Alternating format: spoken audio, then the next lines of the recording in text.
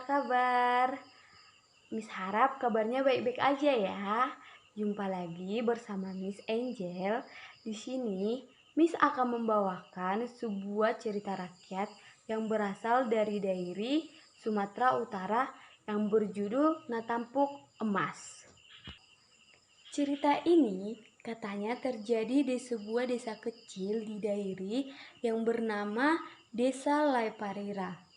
Dan di desa ini terdapat prasasti batu yang berbentuk sebagai kerbau dan sumber air yang sangat jernih dan bisa digunakan sebagai obat.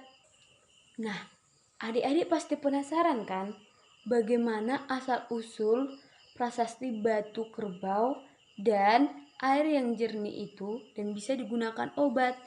Nah, Miss akan menceritakannya. Jadi adik-adik jangan kemana-mana ya. Natampuk Emas. Pada zaman dahulu ada seorang yang bermarga Sarahan yang berasal dari lubu atau kampung meminang seorang putri yang berasal dari pertaki atau kerajaan angkat yang memiliki paras yang sangat cantik, tetapi memiliki satu kekurangan, yaitu cacat fisik atau tidak bisa berjalan.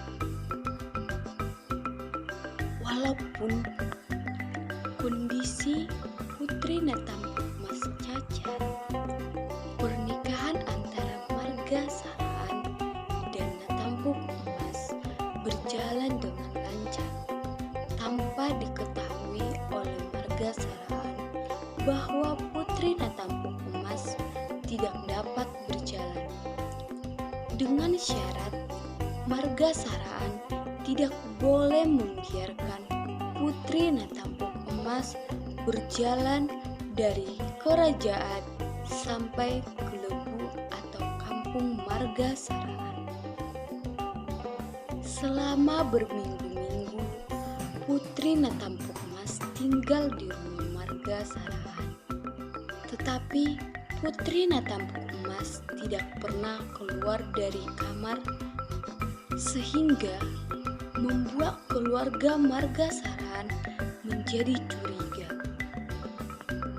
terhadap keadaan Putri Natampuk Emas yang sebenarnya. Akhirnya, keluarga marga Sarahan memeriksa kamar Putri Natampuk Emas. Betapa sangat terkejutnya keluarga marga Sarahan saat mengetahui bahwa keadaan yang sebenarnya Putri Natampuk Emas tidak dapat berjalan. Keluarga Sarahan sangat terkejut. Putri Natampuk Emas yang mereka sayangi ternyata tidak dapat berjalan. Walaupun demikian, marga Sarahan tetap menyayangi Putri Natampuk Emas dengan penuh kasih. Tetapi berbeda dengan keluarga marga Sarahan yang semula mencintai Putri Natampuk Emas berubah menjadi benci. Karena menurut keluarga marga Sarahan, Putri Natampuk Emas hanya akan menjadi beban bagi marga Sarahan.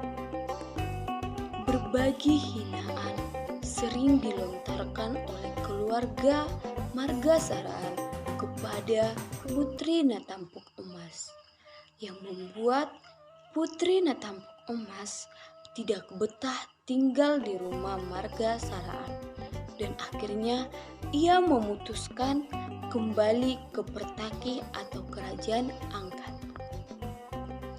Dengan ditemani seekor anjing, Putri Natampuk Emas kembali ke pertaki angkat. Kejadian ini dianggap oleh marga angkat atau keluarga Putri Natampuk Emas sebagai penghinaan yang sangat fatal bagi keluarganya, sehingga mengakibatkan keluarga angkat berencana untuk menyerang marga Saraan. Namun, marga Saraan pun mendengar berita tersebut yang membuat marga Saraan menjadi takut. Akhirnya, marga Saraan pun meminta maaf kepada keluarga Natampuk Emas atau marga angkat.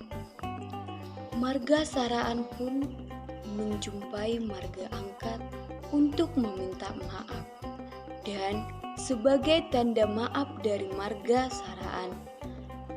Saraan harus memberikan 7 ekor kerbau kepada marga angkat. Tetapi kerbau yang tersedia hanya ada 6 ekor dan 1 ekor kerbau menjadi hutang marga Saraan kepada marga angkat.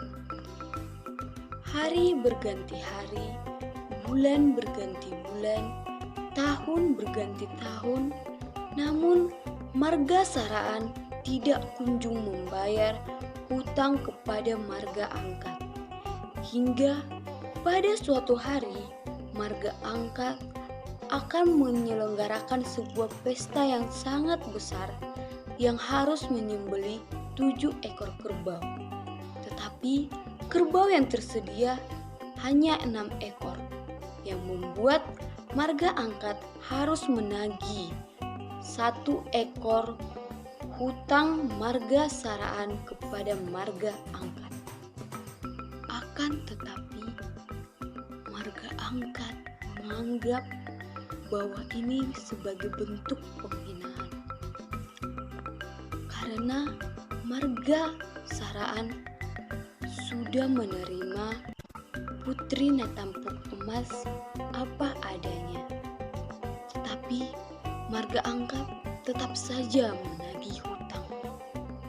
Walaupun marga Saraan memiliki hutang, tidak seharusnya lagi ditagih kembali karena mereka sudah menerima Putri Natampuk Emas apa adanya.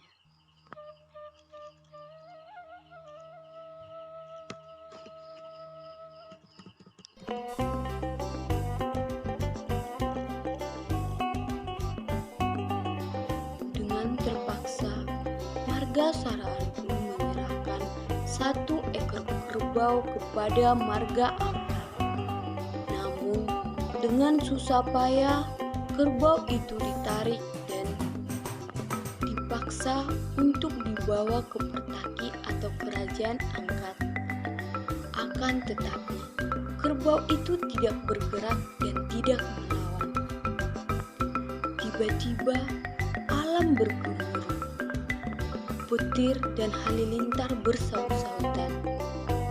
Dan kerbau yang dibawa oleh marga Saraan tiba-tiba berubah menjadi batu. Dan terdengar suara aneh yang berkata, "Hai cucuku, karena pertikaian ini, maka kerbau ini kujadikan sebagai batu, sebagai bukti perdamaian antara kalian. Di bawah ini ada sumber air yang jernih yang tidak akan pernah kering walaupun musim kemarau. Jika ada keturunanmu yang sakit, bawalah kemari dan suruhlah meminum air ini, maka dia akan sembuh dan memiliki jiwa yang tenang dan kedamaian." Sejak kejadian itu, dinamakanlah desa itu sebagai Desa Batu Kerbau. Adik-adik, begitulah akhir cerita Natampuk Emas yang berasal dari Dairi. Sangat seru bukan? Banyak pesan moral yang disampaikan di dalam cerita ini. Salah satunya adalah kita harus memegang teguh kejujuran. Kita tidak boleh berbohong karena kalau kita tidak jujur akan mengakibatkan hal buruk yang akan terjadi di kemudian hari, seperti yang terjadi kepada marga angkat. Karena ketidakjujuran marga angkat kepada marga Saraan tentang Putri Natampuk Emas yang tidak dapat berjalan membuat kekecewaan terhadap marga Saraan. Sekian cerita yang disampaikan. Semoga kalian semua suka. Di akhir kata disampaikan terima kasih. Dah.